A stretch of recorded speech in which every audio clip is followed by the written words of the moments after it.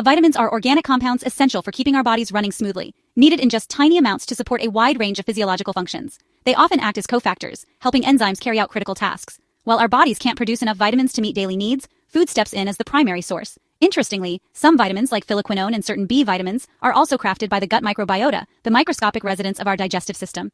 When vitamins are in short supply, it can trigger or worsen chronic health issues. Poor intake or absorption in the upper digestive tract can even shift the balance and diversity of our gut flora. Vitamin supplements, by delivering high doses, can help fill these gaps, though limited absorption in the upper gut may still influence the microbial community downstream. Let's dive into a few key B vitamins, starting with thiamine or vitamin B1. Thiamine is a powerhouse, fueling enzymes and processes like the TCA cycle, glycolysis, and the pentose phosphate pathway. Essentially, it's vital for energy production. Gut bacteria, including species like Privitella and Desulfovibrio, can synthesize thiamine or its active form, TPP, thanks to a suite of specialized enzymes. Over 90% of bacteroid species in the gut also carry the genes to produce and transport thiamine. Dietary thiamine gets absorbed in the small intestine through specific carriers, THTR1 and THTR2, but if it's bound as TPP, it must first be converted to free thiamine.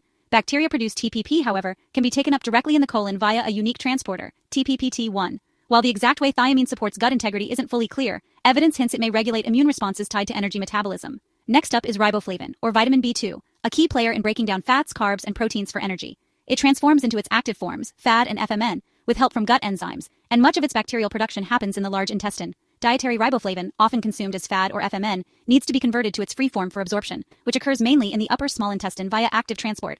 Bacteria like Fusobacteria, Bacteroidetes, and 92% of proteobacteria carry the genes to produce riboflavin, while about half of firmicutes and even lactic acid bacteria from dairy pitch in too. This vitamin synthesis relies on molecules like GTP and ribulose 5-phosphate, tying it to broader metabolic pathways. Then there's niacin, or vitamin B3, which becomes NAD, a crucial cofactor in metabolism. Gut bacteria, such as Bacillus and Clostridia species, churn out niacin by metabolizing tryptophan.